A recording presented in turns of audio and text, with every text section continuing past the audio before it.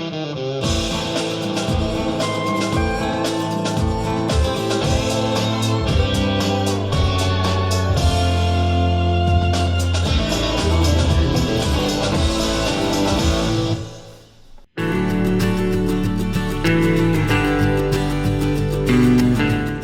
guys, welcome back to the weekly vlog. My name is Mike. Joining us today is the lovely Erin, and today we're packing meat orders.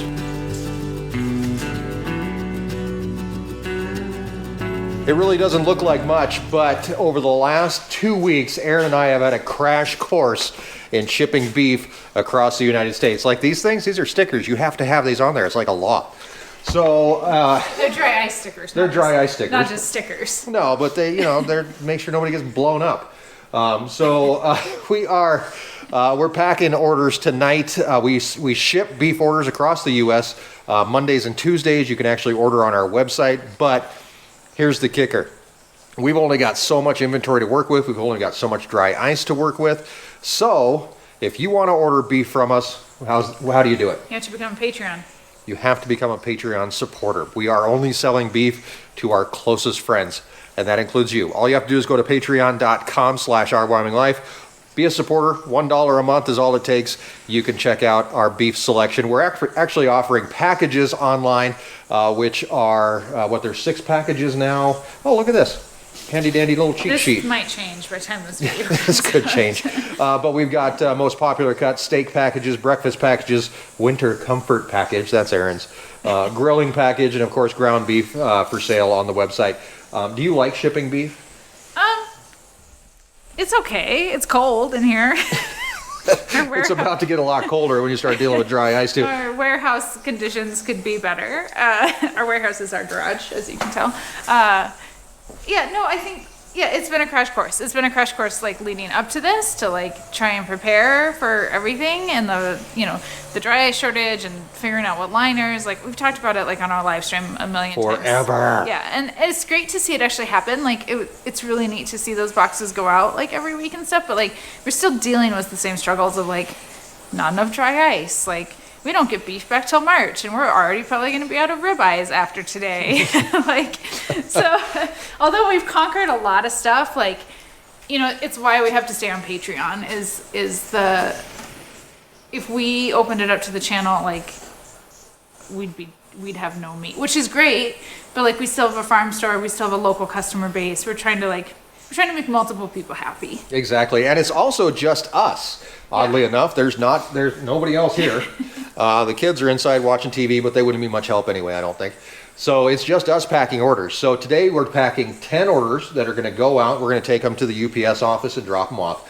But it's not just as simple as just, throw it in a box and be done. There's multiple steps to the whole process. So we're going to try to kind of drag you guys along as we do this. Yeah, you checked a grocery store for dry ice this morning when we were in town doing stuff. You got dry ice when you picked up kids. And we're trying to get our own dry ice cooler, but we can't even get one till January. And yeah, it's just, who knew it would be such a pain?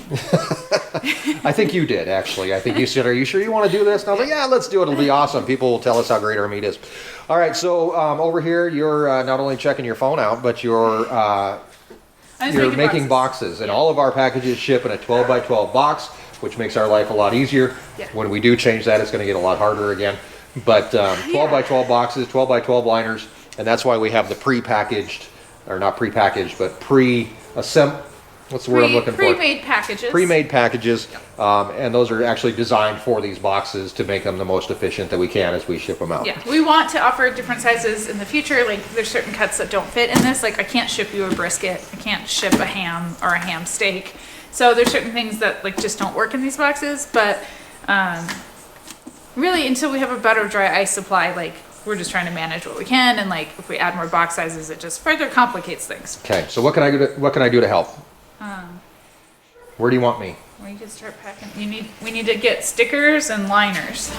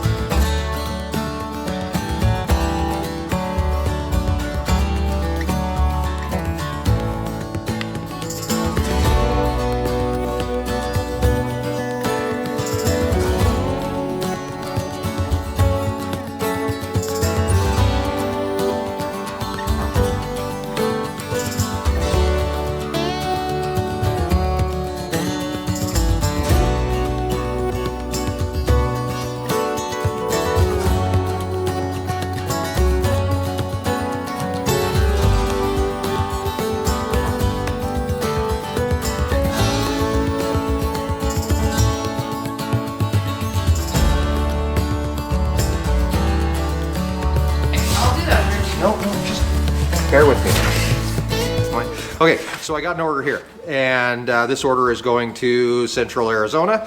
It is a steak package, so we're going to follow this one all the way through, and how the whole process works, and then I'll set up a camera and we'll do a time lapse or something like that. So, ready? Box. Erin's going to come over here and pack it all up. To get us started, we got 2 ribeyes. Steaks.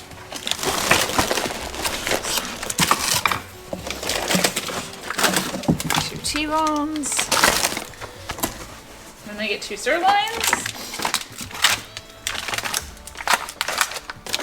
And they get 4 cube steak, which are also over here.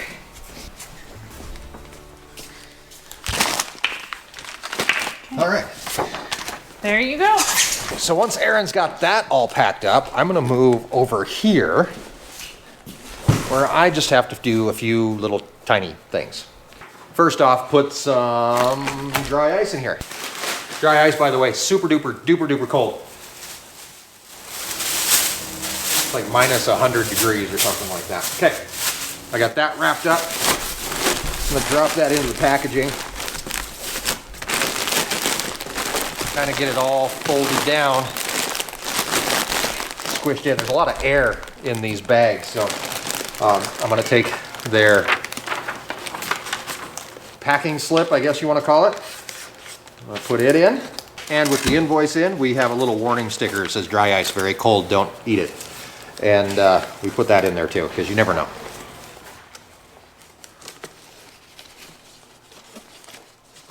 The other thing I got to do is write down the order number on the outside of the box, because once I seal it up, I'll never know whose is whose.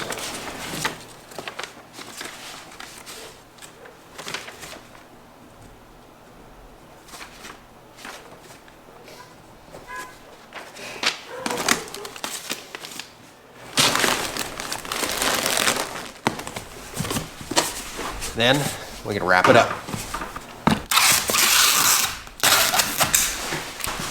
Weigh it so that I know exactly what I need for postage. Then it gets set off to the side. Are these all ready? Yes, they're all ready.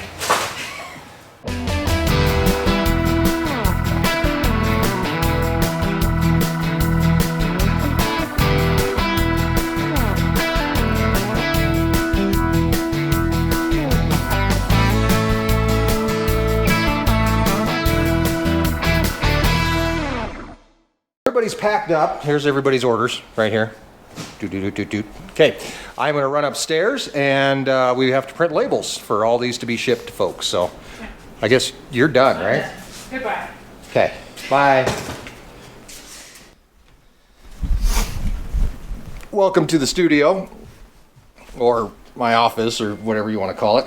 I'm going to punch in everybody's numbers, their weights, and then we'll get a label for everybody, and we'll get them, put them in the box, and then off to UPS we go. Patty, Paul, Roger, Eric, Peggy, George, Carl, Susan, and Janet. Thank you guys very much for allowing us to use your boxes to show how we ship from right here in our garage. Whew. I'm gonna load these up in the truck, and then we're off to UPS.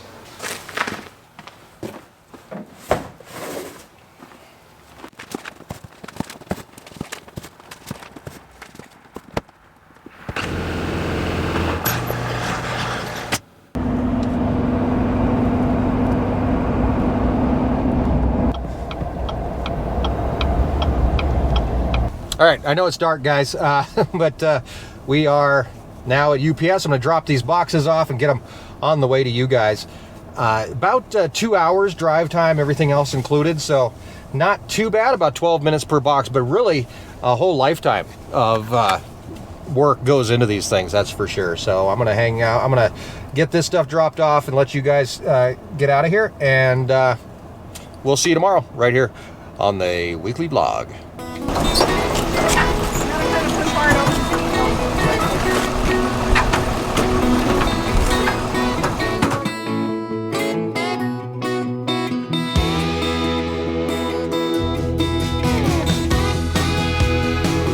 gang, welcome back to the weekly vlog. It's Tuesday and I'm crooked.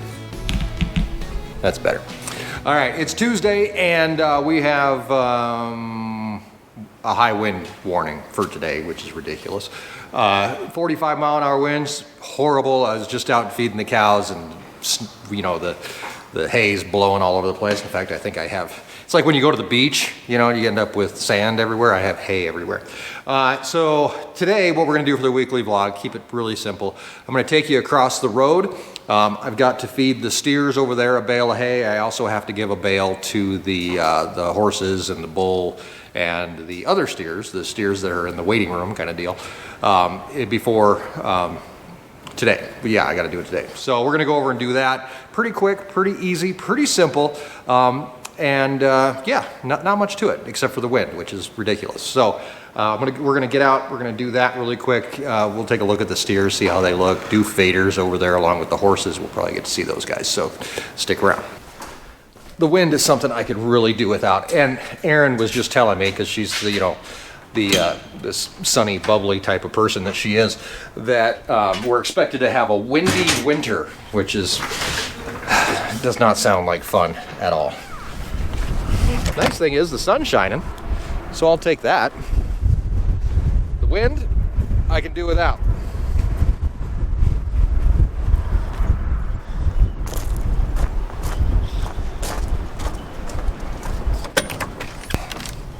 So we've got a whole lot coming up this week on the weekly vlog.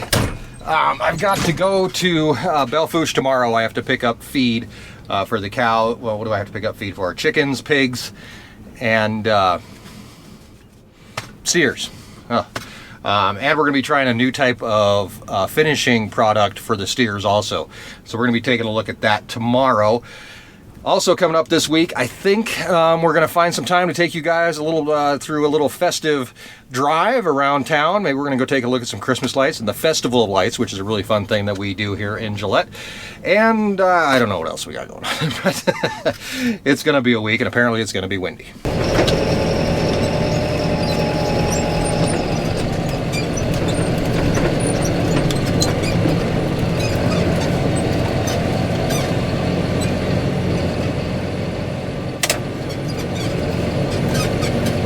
So we got our first bale. This one, I'm gonna make it easy. We're just gonna go drop this one off at the steers, and I just have to lift it over the fence and get it pulled off.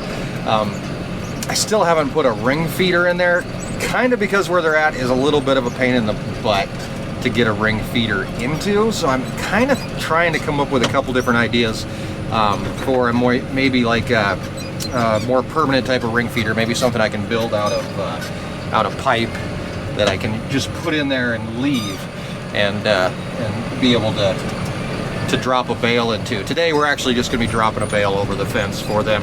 There's 5 of them in there. They're going to be there until February.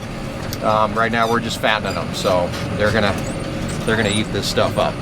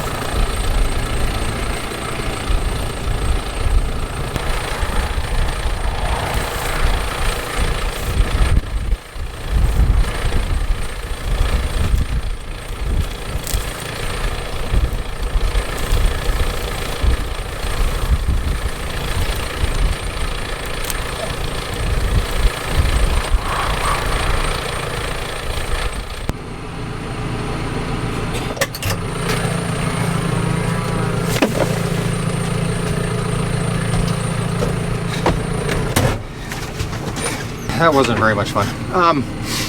So also, my biggest fear when I'm feeding these guys, especially over the fence, and probably why I need to build something in there to hold this hay and keep them a little safer, because I'm always afraid I'm going to drop this damn thing on one of their heads.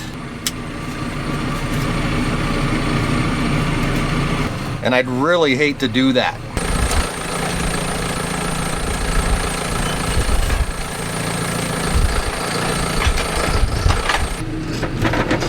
You see that bale weighs like what, 1,500 pounds, 1,400 pounds? I'm pretty sure it would squish somebody's head. But I don't think I dropped it on anybody, as far as I can tell. All right, I'm gonna swing back across the road. We're gonna grab another bale. This one has its own set of challenges to it, because we actually have to get in the corral to feed this one, which can be a little tricky with the tractor and horses and cows that all apparently want to come out for some reason, and a little trickier.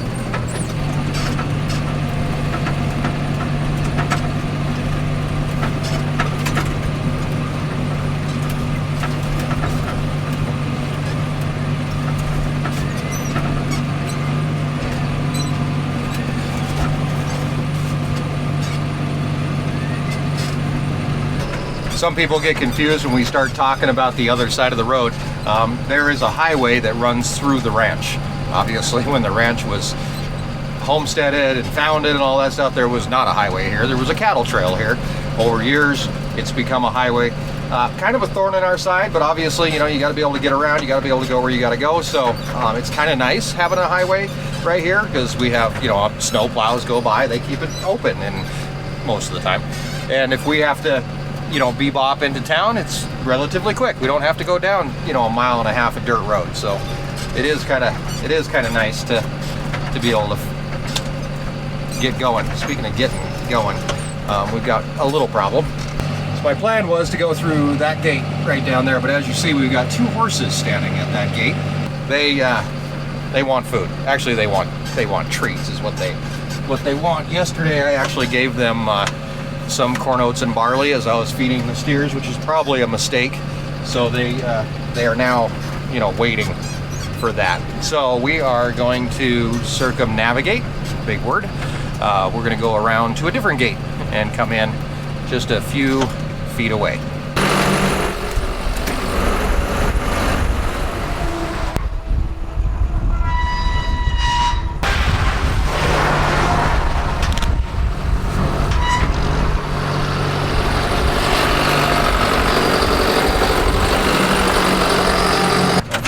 Horses haven't figured out where we're at or what we're doing, because we're sneaking around the barn. Around to the hay feeder. There's an old hay rake, and over there an auger. And here come the horses.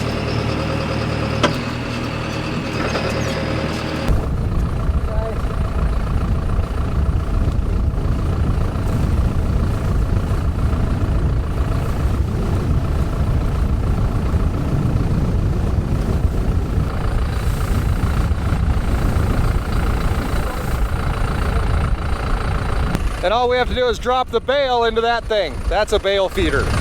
That bale feeder has seen better days, but it's still doing its job. And really, I don't have a whole lot going on over here. I've got 4 more steers down there that we'll be finishing, and then Doof Vader, who's our bull, our only bull left on the ranch. So we're gonna drop this off and get out of here.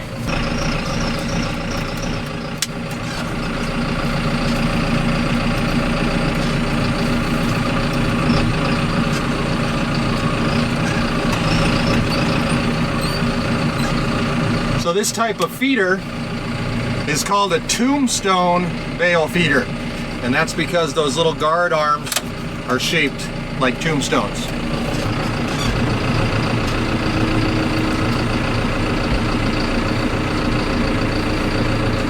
I've had people ask me why we don't use more bale feeders around the ranch, and the main reason for that is only so many animals can stand around them and eat at a time. So you end up with crowding, you end up with animals that don't get what they need or the required amount of food because they're pushed back, they're pushed away. So ring feeders for us work great. I kind of have a general rule that if I have maybe less than 20 calves in an area, I'll use a ring feeder, or if I have about 10 cows. So it seems to work pretty well for that, 10, 12 cows maybe. You just kind of have to play with the numbers yourself and see how it works out. Got no horses following us, so we can sneak out of here. And we'll call it a day. The other side of the road taken care of, at least for a little while. We'll see you tomorrow. We're heading off to Belle Fourche, South Dakota. Get you a little road trip. Bye, guys.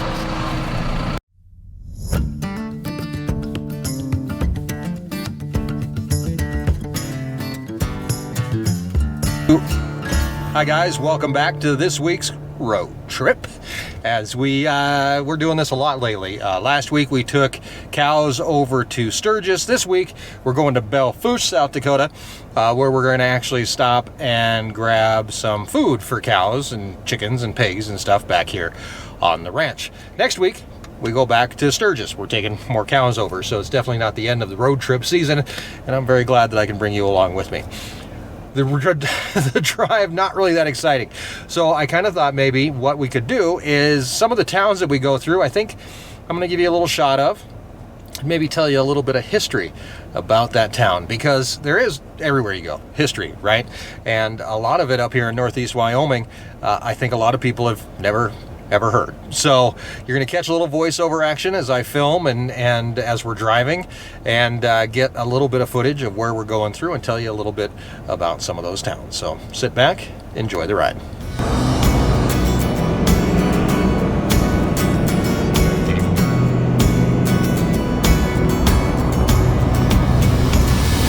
Hey guys, we're heading into our first little town we're going to show you. We are about 70 miles from home as we head to Sturgis, or Belle Fourche, South Dakota.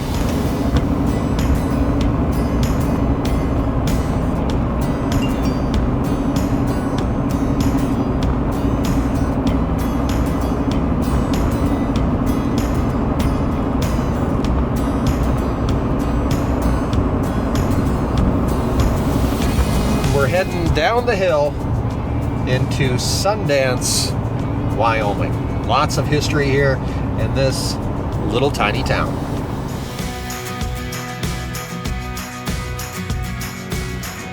Sundance, Wyoming, nestled near our nation's first national monument, Devil's Tower, is a little town of about 1,000 people and is named after the Sundance ceremony practiced by many Native American tribes of the area. While the monument was dedicated in 1906, it was in 1887 that the then unknown outlaw, Harry Alonzo Longabaugh, then 20 years old, rode across the 3V Ranch just outside of Sundance. While on the ranch, he stole a gun, a horse, and a saddle from a local cowboy. He spent 18 months in jail for that little stunt, but he could have been hung. Rather than count himself lucky, he then fell into the gang known as the Wild Bunch, with Robert Leroy Parker, better known as Butch Cassidy. And while Harry was never known to return to Sundance, Wyoming, he did adopt the name of the town as his own, and is better known as the Sundance Kid. By the way, he looked nothing like Robert Redford. So there you go, Sundance, Wyoming. We're getting ready to leave the state of Wyoming. We've only got a few miles left to go before we get into South Dakota, and just one step closer to our destination.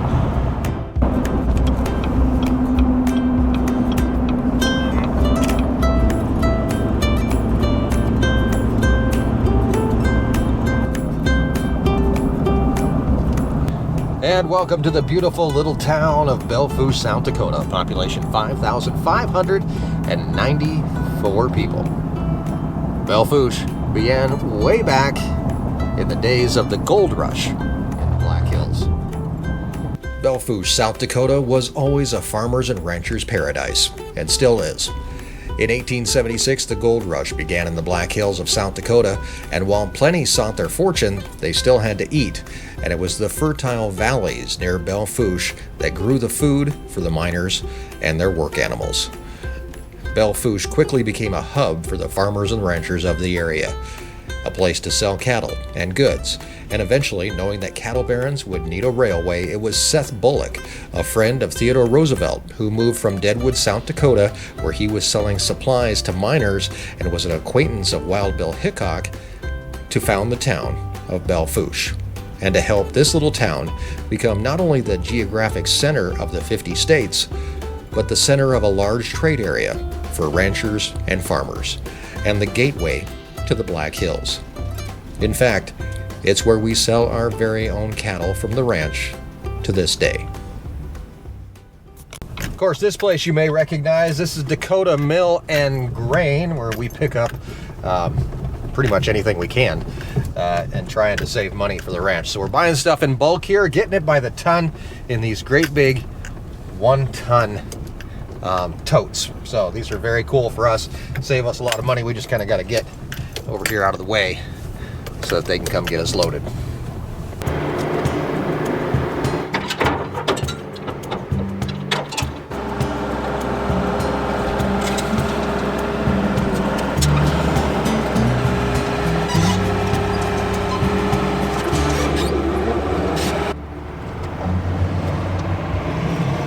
Just like that, we've got our we got pig food, chicken food, and 60-40, which is actually 60% corn, 40% distiller oats. So we're going to try that with the steers for a little while, see how they gain weight on it. Just a little bit of experiment there. So we are going to head on home. I have shown you all the towns I'm going to show you on this trip on the way here. So now it's just a really quick drive home, a couple hours. We'll be back. We'll get this unloaded. Just made it home. It's a little bit past 3 o'clock and a little bit more gloomy over on this side of the world. We're back on the ranch and time to get this stuff unloaded. We are basically, I'm going to stash away most of it, but I do need to get the food for the pigs put into the pig feeder. So I'll drag you along with me for that as we get the pig food stuck in, and then I'll cut you loose for the day. So let's get to work.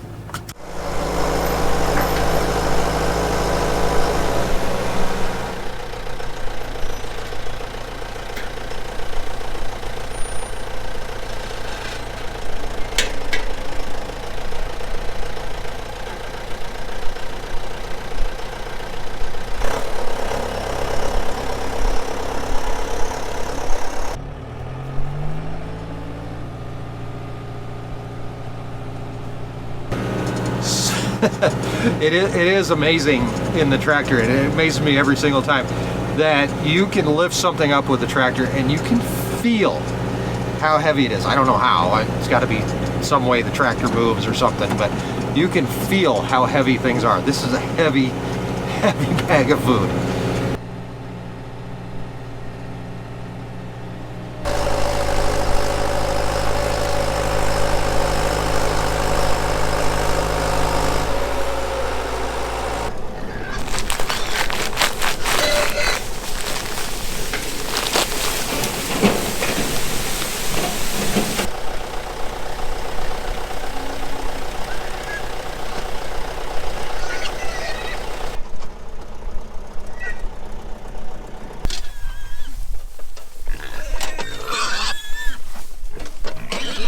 Turn. Alrighty, there we go. Bunch of really happy piggies. Trust me, those are happy sounds. I'm gonna cut you loose for the day. I'm gonna unload the rest of the trailer. We got snow due in tomorrow. We'll see if that happens. But I gotta get all the stuff put away. So I'll take care of that and I'll see you back tomorrow right here on the weekly vlog.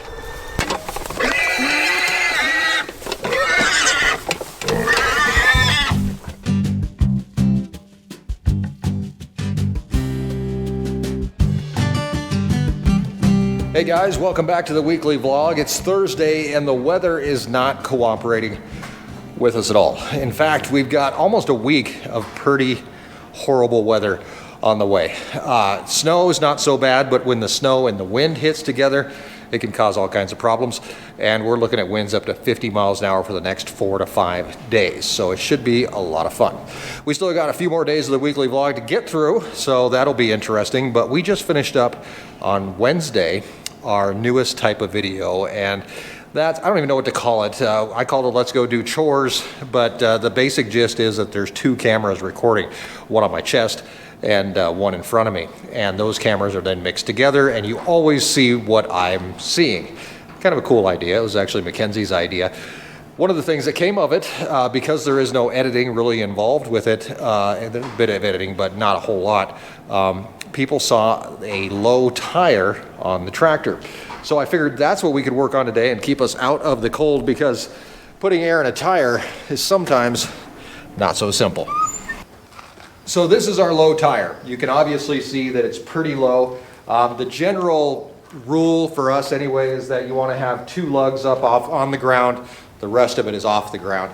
I think that these tires are inflated to, I want to say 25 PSI, but we're going to check on that just to make sure. And one of the hard things about these tires that makes them a little bit tricky is that this tire is filled with beet juice. It's the very same beets that Erin grows in her gardens that they squeeze and make juice, and they fill the tires. You may have seen tractors with tire weights. That actually just keeps more weight on the back of the tractor, so when you're lifting stuff with the front, you've got a counterbalance. We decided a long time ago, actually it wasn't even me, it was Gilbert, decided to use beet juice in these tires. So you can fill tires with a couple different things. One of them is calcium chloride, or maybe it's magnesium chloride, I can't remember which it is. But Gilbert always said that that stuff eventually would start to eat your rims. So the beet juice is a little bit more natural, and it actually gives weight to the tire. The crazy thing that I didn't know is that beet juice is actually heavier than water. You could just put water in that tire, couldn't you? Well, you could. Of course, then you've got rust and everything else you've got to deal with. But beet juice is actually heavier. So heavier than water, it's great. I don't have any clue how many gallons of beet juice are inside these tires, but I know it's enough to counterbalance having a 1,400 pound bale on the front. So there's a lot of beet juice in there. I've actually had flat tires with the beet juice in the tires, especially when you have like a pinprick, or not even, you know, like a nail or something. It'll spray beet juice as you're driving, so that's always fun. So today we're actually going to be putting air in this tire, filling it back up, getting it up to where it needs to be. One of the things that we have to do to get this whole process lined up is actually get our valve stem at the 12 o'clock position, which isn't horrible because we're sitting right here's our valve stem, so we're at what, 10:30, 10:45. We just got to get it to midnight.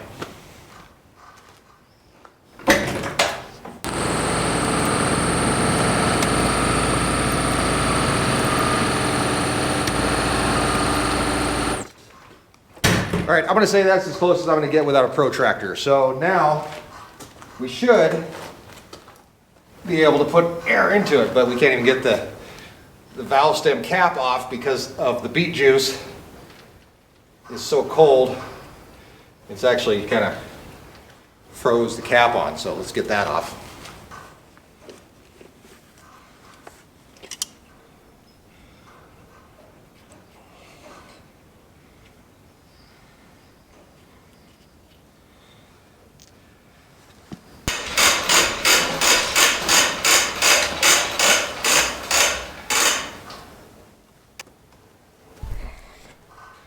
All right, so there you can see the beet juice is already oozing out right through the valve stem. Unfortunately, we can't take that valve stem out because if we do, we'll end up with a fountain of beet juice, and that would be very bad. So what I do is I actually use a straight run. This is just one that I use just for these tires. It'll get all gunked up with beet juice because it's really sticky, but it's better to do this than to have beet juice squirting all over the place. So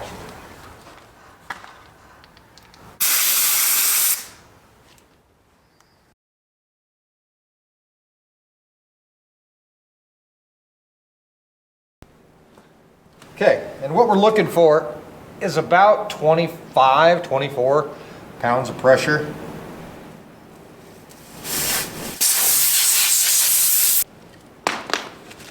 And of course, with all the not molasses, but the beet juice in there, it's sticky like molasses. I just have an old junky tire pressure gauge that I like to do this with because everything does end up getting kind of ruined.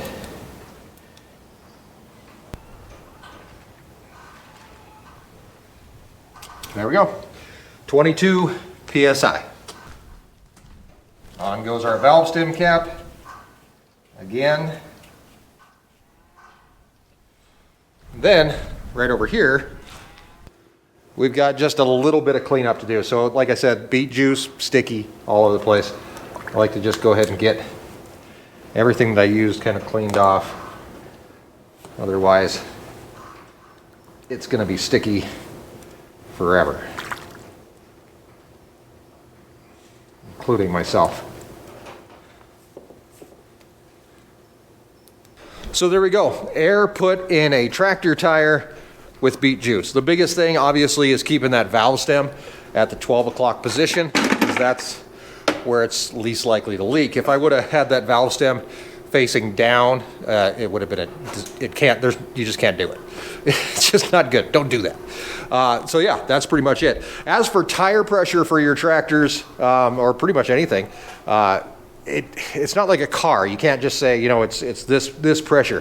When you receive a new tractor from the dealership, a lot of times the rear tires are like 30 psi, and that's for road use and stiffer ride and all that kind of stuff. But once you get into using your tractors, you figure out what it's used for. There's lots of resources out there to figure out what your psi should be on your tires. So for those of you who really paid attention in Wednesday's video, it's a lot better now. Might have a slow leak, but that's a $1,200 tire. So if it has a slow leak, I'll put up with it for a while. Thanks, guys. We'll see you next time right here on the weekly vlog.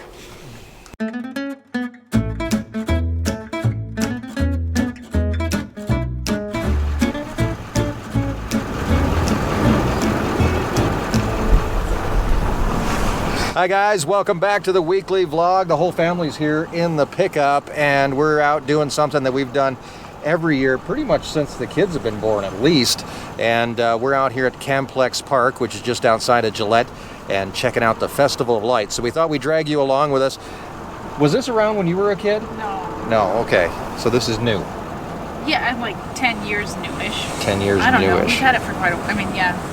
It's been a long time since we had it. I mean, Gilbert used to really enjoy it, so it's been around since at least 2011. All right, guys, we're going to get things started off with the 12 Days of Christmas. Which one's that?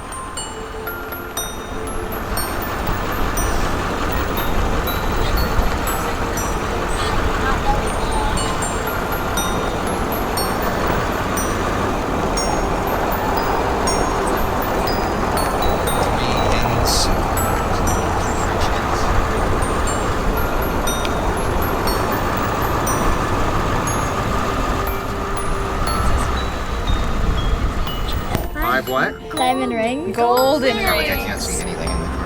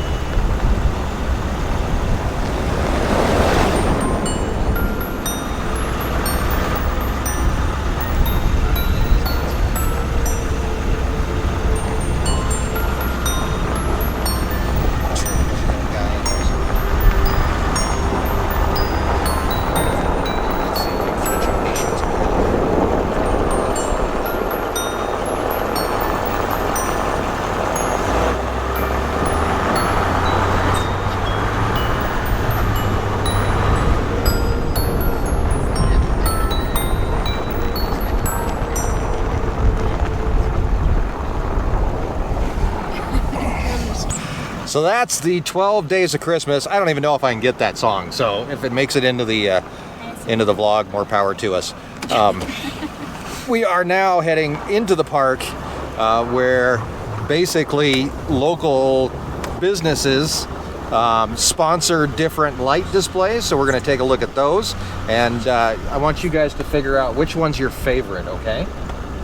And then you already know which one's your favorite, okay? I've already been here before. And then while we're here, we're actually going to stop by and drop off letters for Santa as well. I'll let the kids tell you what they want for Christmas. My chaotic letters. Yeah. All right. The tractor's working tonight. Gracie, which one's your favorite? I like when you go under the bridge. Oh yeah, with all the lights, that's pretty cool. The tunnel. The tunnel. Rainbow right now. Kenzie, do you have a favorite? The tractor sponsored by Co-op.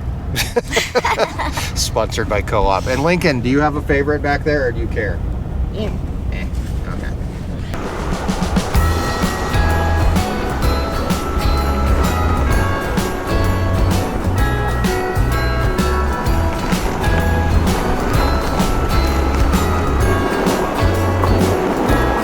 Jingle bells ringing in my ear.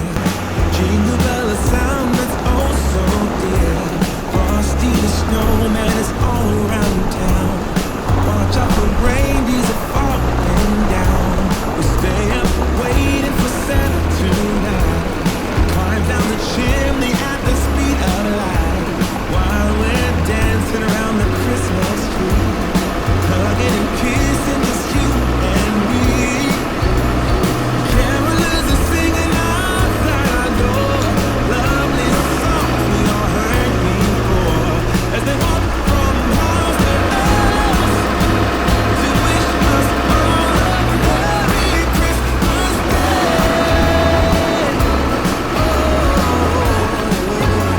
A Merry Christmas Day.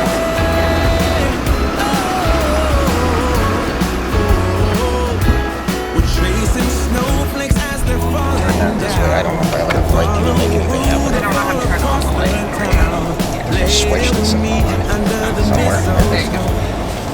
Alrighty, guys, we got our letter for Santa. Grace, what did you ask for? What's the big present you want? A ball. A ball. Big ball. Super cool. Oh my gosh, I can't reach that from up here. I gotta jump out and give Santa's letter. Is there 3 letters in one envelope? Yes, Yeah. all 3. Here, get some footage of the mailbox. It's right here. You know, I can't see it. You're in the way. All right, there we go. Oh well. A little slippery out here. Keep that in. Keep It was. that in. I almost fell right on my buttocks. All right. Merry Christmas Day.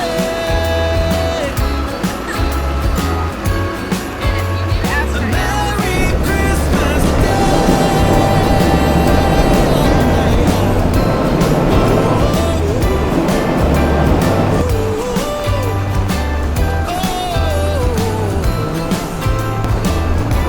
Oh yeah.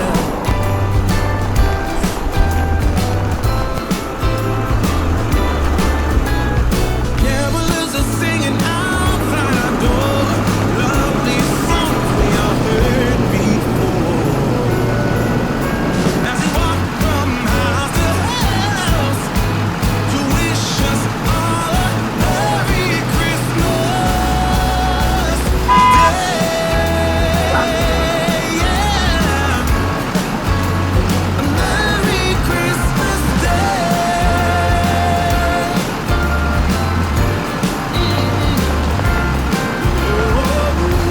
Dancing around the Christmas tree, wishing all a Merry Christmas. Dancing around the Christmas tree, wishing all a Merry Christmas. Dancing around the Christmas tree, wishing all a Merry Christmas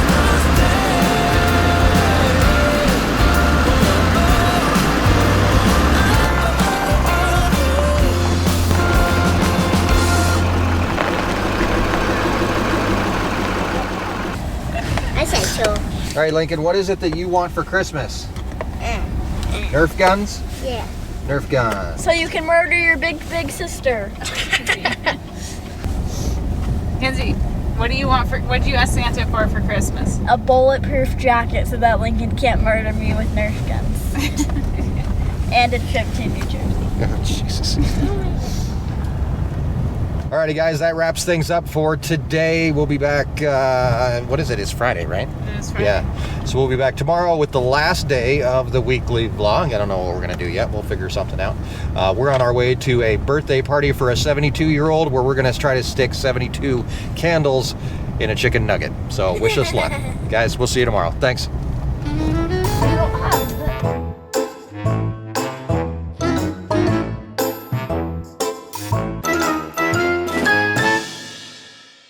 This is Nibbles, or maybe it's Twizzler. I can't remember which one it is. But it's our bunny, the kid's pet bunny. He's not very much into the camera. Hey, bud. How are you? How are you? Yeah, not feeling it today. And neither am I. We've got winds today gusting up to 58 miles per hour. We've got snow flying. In fact, you can see right over here in the shop, the wind is pushing the snow so hard that it's actually blowing in underneath the doors in the shop. Not very much fun at all. So we are going to wrap up the weekly vlog this week with nothing. I'm not doing a damn thing. I went out and fed this morning. It was miserable. But you know what I will do is I'll bring you outside so that you can actually experience it for yourself. It seems to be calming down just a little bit now. So, hey, that tire's still holding air, by the way. And I hope you enjoyed going through the Festival of Lights with me and the kids and Erin. That's really become something we enjoy. And we do almost every single weekend just to go out and have a little bit of family time. Plus, they change the music all the time, so that's always cool. So this is the outdoors right now. We're actually kind of sheltered by the barn over here, so you can probably still hear me talk. It's Saturday. What time is it? It's got to be like 3 o'clock or so. The cows are not too happy. They did get fed this morning, obviously, but they've already eaten. So now they're just kind of hiding over here, trying to get out of the wind as much as possible. I'll get you down here where you can take a look at them. The wind is obviously causing quite a bit of drifting. You can see that happening here in our corrals.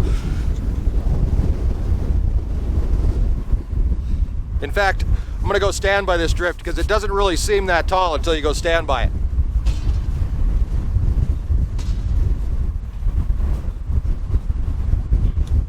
Yeah.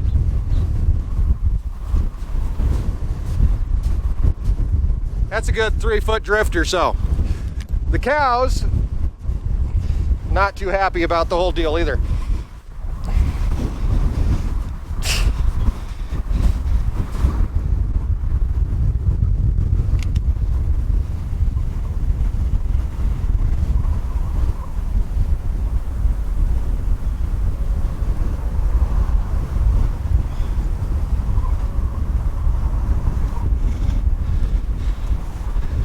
Yeah, neither am I. Okay, so guys, there's not a whole lot that I can do out here right now. All the animals are warm, well, as warm as they can be. They're safe. They're warmer than me. They at least have fur or hair or something going for them. So I'm gonna duck back inside here and cut you guys loose for the week. I hope you enjoyed this week on the weekly vlog. Of course, next Sunday we'll be doing it all again. We've got Christmas obviously just around the corner. So one of the things that we have to do before Christmas break is actually preconditioning calves. Oh my gosh, the cold is warping my brain. So we have that coming up for you. Hopefully. In the meantime, the bunny, hey kiddo, don't bite me. The bunny and I both want to say that we hope that you guys have a good weekend, and we'll see you next time right here on Our Wyoming Life.